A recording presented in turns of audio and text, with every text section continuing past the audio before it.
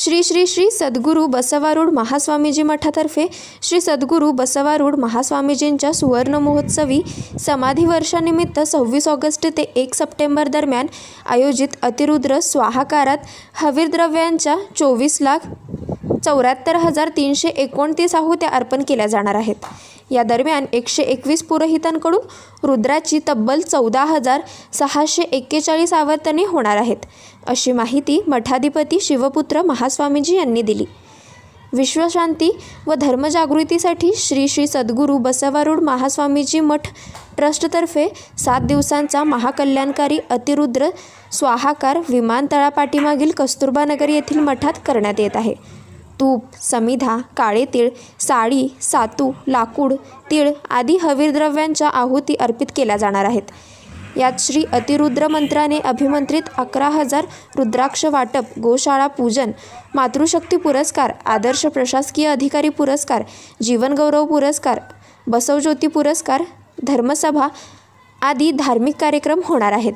दररोज सकाळी 7 ते सायंकाळी 6 वाजेपर्यंत रुद्राभिषेक, भस्मार्चन, बिल्वपत्रार्चन, हवन, श्री शिवपुराण प्रवचन, अष्टावधान सेवा, मंत्रपुष्प, महामंगलारती होणार आहे। अतिरुद्र स्वाहाकाराच्या दर्शनाकरिता येणाऱ्या भाविकांसाठी दररोज महाप्रसाद वितरणही होणार आहे। अतिरुद्र स्वाहाकार व रुद्राभिषेकासाठी नावनोंदणी सुरू असून श्रीशैल जम्मा किंवा प्रसाद उल्लागडे यांच्याशी संपर्क साधावा। दरम्यान अतिरुद्र स्वाहाकारानिमित्त रविवारी शहरातून मिरवणूक काढण्यात येणार आहे। दुपारी 4 वाजता श्री मल्लिकार्जुन मंदिरापासून मिरवणुकीस प्रारंभ होणार असून श्री आजोबा गणपती मंदिरापर्यंत ही मिरवणूक जाईल।